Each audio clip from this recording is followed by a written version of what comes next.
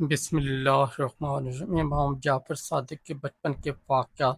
تاریخ کے صفحات میں کچھ شخصیات ایسی ہیں جن کی عظمت صرف ان کے اپنے دور تک محدود نہیں رہتی، بلکہ ان کا علم، کردار انسانیت کو متاثر کر۔ ان کا ایک نام امام جعفر صادق ہے۔ آپ کی شخصیت اسلامی تاریخ میں علم، حکمت، تقوی اور بصیرت کی ایک روشن مثال سمجھی جاتی ہے، لیکن سوال یہ ہے کہ عظیم شخصیت نے علم کے میدان میں ایسا مقام حاصل کیا۔ امام جعفر صادق کا بچپن ایک عام بچے جیسا نہیں تھا۔ آپ ایک ایسے گھرانے میں پرورش پا رہے تھے جہاں علم صرف کتابوں تک محدود نہیں تھا بلکہ زندگی کا حصہ تھا۔ آپ کے والد گرامی امام محمد باقر اپنے زمانے کے عظیم عالم تھے۔ یوں امام جعفر صادق کو بچپن ہی سے ایک ایسے ماحول میں پرورش ملی جہاں ہر طرف علم، عبادت، اخلاق اور دین کی باتیں سنائی دیتی تھیں۔ مدینہ منورہ کا ماحول بھی آپ کی تربیت میں ایک اہم کردار چاہتا ہے۔ رسول اللہ صلی اللہ علیہ وسلم کی یادیں ہر گلی اور ہر راستے سے وابستہ تھیں۔ صحابہ کرام، اہل بیت کرام کی روایات لوگوں کی زندگی کا حصہ تھیں۔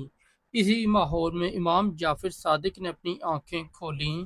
بچپن ہی سے آپ کے اندر علم حاصل کرنے کی غیر معمولی صلاحیت نمایاں ہونے لگی۔ آپ صرف باتیں سننے والے بچے نہیں تھے بلکہ جو کچھ سنتے اس پر غور بھی کرتے، سوال پوچھتے، بات کو سمجھنے کی کوشش کرتے اور پھر اسے اپنی زندگی کا حصہ بناتے۔ آپ کے والد امام باقر کی مجلس علم کا ایک خاص مقام تھا۔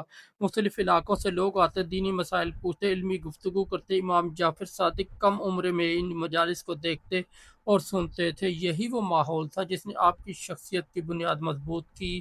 ایک حیرت انگیز بات یہ تھی کہ آپ کے علم محض یاد کرنے کا نام نہیں تھا، آپ علم کے پیچھے موجود حکمت کو سمجھنے کی کوشش کرتے تھے۔ یہی عادت بعد میں آپ کی علمی زندگی کا ایک نمایاں خصوصیت بن گئی۔ آپ کے بچپن کا ایک اہم پہلو یہ بھی تھا کہ آپ نے اپنے خاندان کی تاریخ کو صرف کتابوں سے نہیں بلکہ اپنے گھر کے بزرگوں سے سنا۔ آپ ایسے خاندان سے تعلق رکھتے جس نے اسلام کی ابتدائی تاریخ کے اہم ترین ادوار کو قریب سے دیکھا۔ آپ اپنے والد سے رسول اللہ صلی اللہ علیہ وسلم کی تعلیمات، اہل بیت کردار اور اسلامی معاشرے کے حالات کے بارے میں سنتے۔ آپ کے اندر دین کی محبت کے ساتھ تاریخ کا شعور بھی پیدا ہو گیا۔ لیکن امام جعفر صادق کا بچپن صرف علمی ماحول تک محدود نہ تھا۔ اس دور میں اسلامی دنیا سیاسی تبدیلیوں کے بڑے مرحلے سے گزر رہی تھی۔ اموی حکومت اپنی آخری دور میں داخل ہو رہی تھی، مختلف علاقوں میں سیاسی بے چینی بڑھ رہی تھی، لوگوں میں تبدیلی کی خواہش پیدا ہو رہی تھی، اسلامی دنیا ایک بڑے سیاسی انقلاب کی طرف بڑھ رہی تھی۔ ایک بچے کی حیثیت سے امام جعفر نے اپنے ارد گرد ہونے والی ان تبدیلیوں کو دیکھا۔ وقت کے ساتھ آپ کو سمجھ آنے لگی دنیا میں حکومتیں بدلتی رہتی، اقتدار آتا جاتا، لیکن کردار، سچائی انسان کو ہمیشہ زندہ رکھتے ہیں۔ یہ مشاہدہ بھی آپ کی شخصیت کی تعمیر میں اہم ثابت ہوا۔ آپ کے بچپن کا ایک اور حیرت انگیز پہلو یہ تھا کہ آپ نے اپنے خاندان کے بزرگوں سے صرف علم ہی نہیں بلکہ صبر اور برداشت بھی سیکھی۔ امام زین العابدین کی زندگی عبادت اور صبر کی مثال تھی۔ امام باقر علم کے میدان میں ایک عظیم مقام رکھتے تھے۔ امام جعفر صادق نے ان دونوں بزرگوں کی زندگیوں قریب سے دیکھا۔ ایک طرف عبادت اور روحانیت تھی، دوسری طرف علم اور تحقیق۔ یہ دونوں چیزیں مل کر آپ کی شخصیت میں ایک ایسی بنیاد بناتی گئی جس نے بعد میں آپ کو اسلامی دنیا کے عظیم ترین علمی شخصیات میں شامل کر دیا۔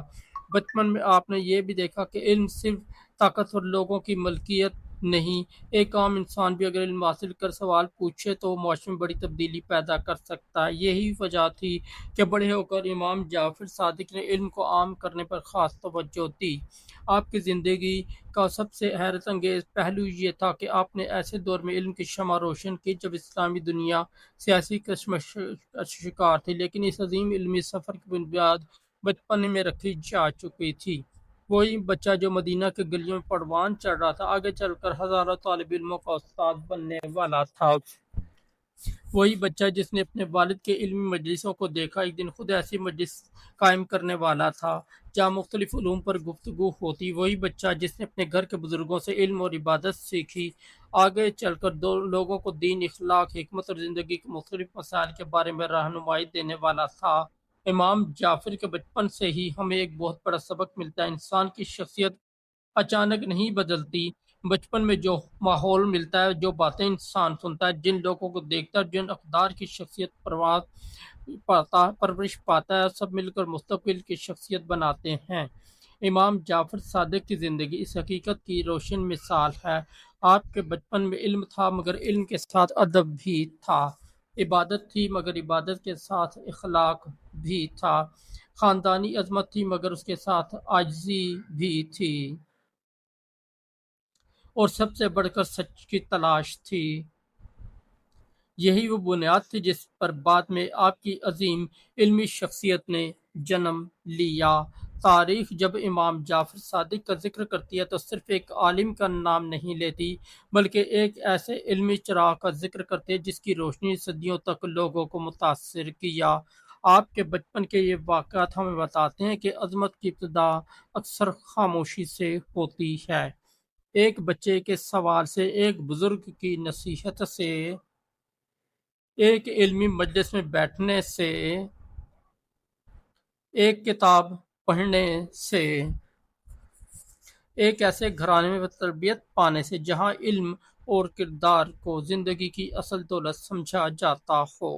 امام جعفر صادق کا بچپن اسی عظیم سفر کی پہلی منزل تھا، ایک ایسا سفر جس پر ایک بچہ آگے چل کر ایک عظیم استاد بنا، ایک ایسا استاد جس کی علمی مجالس نے اسلامی تاریخ پر گہرا اثر ڈالا، اور ایک ایسی شخصیت جس کا نام آج بھی علم، حکمت اور بصیرت کے ساتھ احترام سے لیا جاتا ہے۔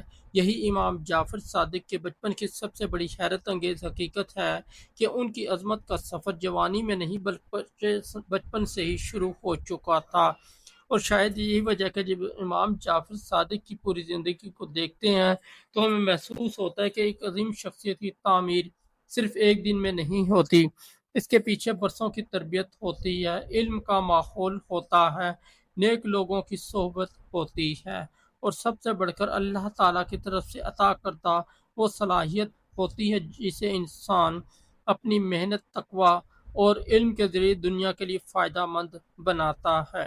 امام جعفر صادق کی زندگی ہمیں یہی پیغام دیتی ہے کہ اگر بچپن سے ہی علم، اخلاق اور سچائی کی بنیاد مضبوط کر دی جائے تو ایک انسان نہ صرف اپنی زندگی بدل سکتا ہے بلکہ پوری نسلوں کی فکری سمت کو بھی تبدیل کر سکتا ہے، اور یہی وجہ ہے کہ امام جعفر صادق کا بچپن